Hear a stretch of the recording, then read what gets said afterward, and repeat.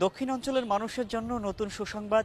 মোহাম্মদপুর বছিলায় নতুনভাবে তৈরি হলো লঞ্চঘাট এবং এই লঞ্চঘাট আজকেই উদ্বোধন করা হবে। আগামীকাল থেকেই তার সুফল পেতে যাচ্ছেন দক্ষিণ অঞ্চলের ভোলা, চাঁদপুর এবং গলাচিপা সহ বেশ কয়েকটি অঞ্চলের মানুষ। অর্থাৎ এই যে নতুন লঞ্চঘাটকে ঘিরে অনেক দিনের প্রত্যাশা ছিল, বিশেষ করে মিরপুর, মোহাম্মদপুর, উত্তরার যারা বাসিন্দা রয়েছেন কিংবা যারা আসলে দক্ষিণ অঞ্চলের মানুষ এখানে বিভিন্ন কর্মে যুক্ত থাকায় ঢাকাতে রয়েছেন, তাদের আসলে দীর্ঘদিনের প্রত্যাশার জায়গা ছিল যে এখানে একটি লঞ্চঘাট হোক।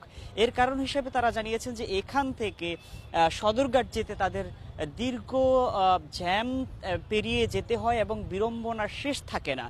তবে নতুন সরকার আসার পরে নতুনভাবে লঞ্চঘাট তৈরি হওয়াতে অনেকের মধ্যে আমরা দেখছি আনন্দ বিরাজ করছে। এই মুহূর্তে আমি এখানে বছিলা রয়েছি, আমরা দেখছি যে আমাদের পেছনেও বেশ কয়েকটি লঞ্চকে দাঁড় করিয়ে রাখা হয়েছে সারি সারিভাবে এবং বলা হয়েছে আগামীকাল সকাল থেকেই, অর্থাৎ এখান থেকে ছেড়ে যাবে দক্ষিণ অঞ্চলের বিভিন্ন স্থানে।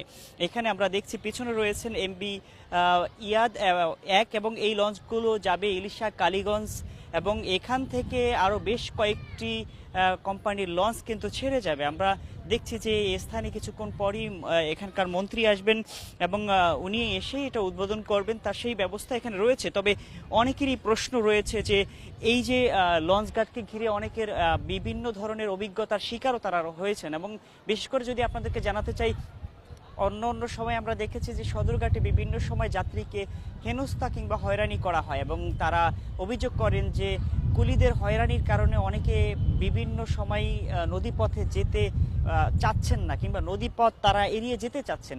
এই বিষয়টা কি এখানেও ঘটবে কিনা, বা এই যে মোহাম্মদপুরের বছিলায় নতুন লঞ্চঘাট তৈরি হচ্ছে, এটা কতটুকু নিরাপদ থাকবে যাত্রীদের জন্য, কতটুকু নির্বিঘ্নে তারা